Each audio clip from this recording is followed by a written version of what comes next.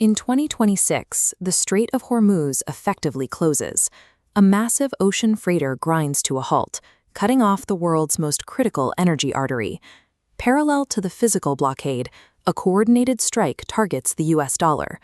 Global markets are spiraling as investors realize the financial foundations of the last 40 years are shifting. The path to this confrontation began decades ago. The fuse was lit 41 years prior, during a high-stakes meeting inside New York's Plaza Hotel. The 2026 financial collapse is a delayed consequence of an American economic strategy that was originally designed to neutralize a completely different global competitor. By 1985, Japanese electronics and cars were dominating the American market. To stop the massive trade deficit, the U.S. pressured its G5 allies to sign the Plaza Accord, agreeing to deliberately raise the value of their currencies to make Japanese exports more expensive. Japan complied, and the yen skyrocketed. To protect their manufacturers from these newly expensive prices, Japanese leadership slashed interest rates, flooding their own domestic market with cheap, easy credit. Instead of helping factories, this wave of liquidity ignited a speculative frenzy. Stock and real estate prices rose to impossible heights, creating a massive, unsustainable asset bubble. When the bubble burst, Japan entered a lost decade of deflation. The government began propping up insolvent companies with state funds, creating a system of zombie economics where dead firms remained on life support, stifling any new growth. Japan's economic sovereignty was effectively broken. As their domestic industrial engine stalled, a massive tide of global capital began searching for a more productive home across the sea. Chinese leadership studied Japan's decline with clinical precision. They saw how easily the U.S. had dictated terms to Tokyo and vowed that China would never allow its currency or sovereign economy to be managed by a foreign power. As Japan's manufacturing base crumbled, its capital, technology, and managerial expertise flowed directly into China. Beijing was ready, offering the massive industrial capacity that Japan could no longer sustain. While China built its industrial base, the American financial elite made a different choice. They leaned into offshoring, moving their own manufacturing operations overseas to maximize short-term profits through cheap labor. This shifted the American economy toward hyper-financialization. The United States moved away from the factory floor and toward the trading floor, building a complex system centered entirely on global financial markets.